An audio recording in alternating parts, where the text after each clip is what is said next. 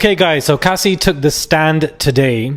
I was live for 6 hours straight, running through everything in real time. So shout out to everybody who was on that live because it was very long and very intense.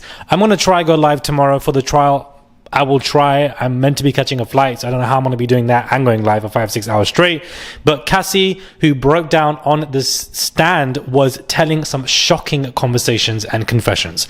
Hey guys, it's Murad Murali, daily and consistent content. Now, I did go live for 6 hours, but I thought let me come and give you guys a 10-minute review of everything so you guys can tune into this. Keep yourself updated with everything that is going on.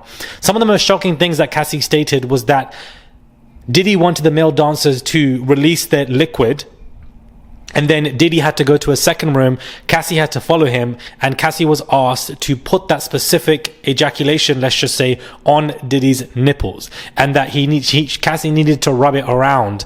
Not only that, but Diddy poured candle wax on Diddy poured candle wax on Cassie, and Cassie also said that one of the freak-offs went on for 4 days straight, 96 hours of continuously taking substances. She admitted to have taken Special K, GHB, Coke, literally all of them she had to take, and that she got all of this stuff from Diddy. She also expressed an immense amount of DV that she went through with this man and the bruises around her face, and that she was forced to do a lot of this stuff. She also basically is showing text messages that were read out. The video in the hotel of her being beaten up was shown again. So Cassie was the only person here who was basically being cross-examined, only by the prosecution. I assume the defense would have done so, but that means that that is happening tomorrow, not today. There were several breaks in this trial, not just a lunch break. There were 3 other breaks outside of that, which shows the intensity of this trial. It has also been reported that Diddy's team did not want the jury to know that Cassie was pregnant. Now, I don't know how that was meant to be planned, because she's taking the stand and she's 9 months pregnant. But of course, her being pregnant, her being emotional and discussing all of this DV does help in regards to optics, if you want to keep it honest. Now, the prosecution were asking a lot of very interesting questions, where they were discussing the first time that you met Diddy, who was supplying all of these substances. Basically, the prosecution today were laying the groundwork in how Diddy would groom and control his effectively puppets. And Cassie basically was crying a lot, and basically saying that she did not want to take part in these freak-offs. She was told to do so, that she was jealous of other women being with Diddy, that she had feelings for him, but that she didn't want anybody to replace her, so therefore she did the freak-offs. Basically a trauma bond, Stockholm syndrome kind of situation that was going on here.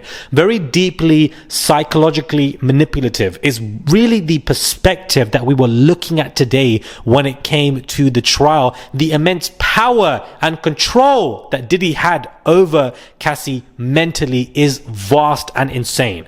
It also, the prosecution were asking about how long they were for together, 10 years, the age difference, 17 years, which is very important to understand.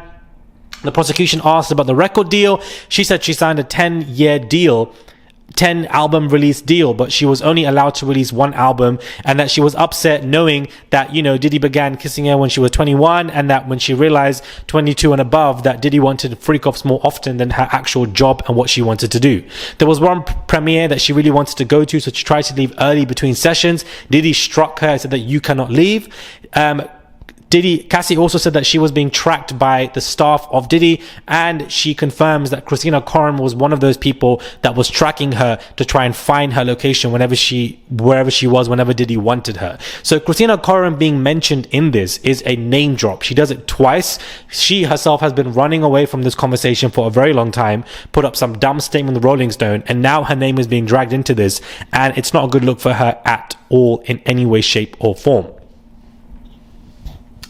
She said that, the freak-offs took place in all of the homes, LA home, New York home, in that, she had video content of what was going on, but she deleted it. She told Diddy to do the same thing because she hated these videos, but, Diddy refused to agree to that. Not only that, but the male dancer and Diddy urinated so much in Cassie's mouth that she ended up choking from the urine and threw it up because she could not deal with it anymore.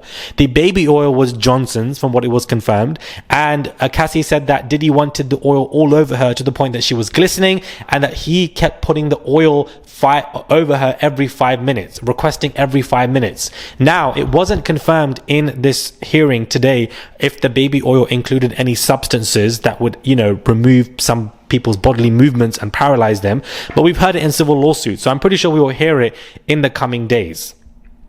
That's how you know that I was live for 6 hours, because I've just said that to you all by heart, literally all by heart. I've got notes here and I've not even looked at them, because that was the main gist of this particular trial. Really, the gruesome psychological tactics that Diddy was using, the candle wax, urinating so much that she would choke, the freak off being for 4 days. That is insane to me. Insane indeed. James Cruz was also name dropped and mentioned as well. And, so it was very graphic information that was being made here. And Cassie, who became very tearful during a testimony and stroked her belly, said that Diddy made her feel very special because she was young and inexperienced. So for those who are saying that Cassie is some kind of, part of it, she was doing all of this, it's very clear to see to the naked eye, well, not the naked eye apparently, very clear to see that she was groomed, has a trauma bond, there's a big age difference, and was told to do stuff. Not only that, but Cassie basically confirmed that Diddy was looking for black men only. Specifically, in this case, as of right now, black males were mainly used and approved, and that she was looking on Craigslist for them for Diddy. A man who is a billionaire is looking for escorts on Craigslist. I feel like he's doing that on purpose. A Craigslist is an app that's not even active anymore in the US. So that in itself is crazy that, Craigslist was basically being used. She also said that she was awake the whole time of these freak-offs. She wasn't allowed to sleep. She had no rest. So I don't even know if that includes the moments where she was getting the IV drops, but definitely not. She also said that, guns came out of nowhere, and that this was used as a psychological scare tactic, and that Diddy once ran off to go meet Suge Knight because they had a big issue to deal with. She was worried, and she said to him, please don't leave. That might be confusing to people, for Cassie to say, why are you telling this man not to leave? Trauma bond, guys. When you have this bond with the person who's harmed you, and you feel for them, you understand their feelings, you mix it with the harm that you've gone through, and you end up developing this affinity for them, and then you can't leave them because you want better for them. You feel sorry for them. You feel this guilt for them, and it's very difficult to leave. My voice is now, I'm losing my voice. You can see that because I've been live for 7 hours. Please subscribe to the channel, guys. I would really appreciate it. I put in the effort and the work for you guys. Comment down below. Give this video a thumbs up. Follow me on my Instagram at Murad_Morali. She also confirms that she was given ecstasy for the first time that they were intimate, and also multiple times, that she would travel everywhere with him, and that basically she became his shadow. Diddy wanted complete control over her life. The freak-offs became a job. It was a stomach in knots moment. She didn't know what was doing. She said that she took all these substances to completely dissociate from everything that was going on. She said that Diddy said that she needed to change her hair because she simply looked way too Mexican. She needed to have white French tips, French manicure, and that her appearance was important, and that she needed a good body for a freak off. So therefore she had freak off workouts. She was told to take mushrooms. She was on mushrooms, and that there aren't that many messages where Diddy is saying, you must take this or I'm going to do X, Y, Z to you. But there's a significant levels of Diddy harming her, abusing her, combining that with the substances and the male escorts. All of it is a grooming ground.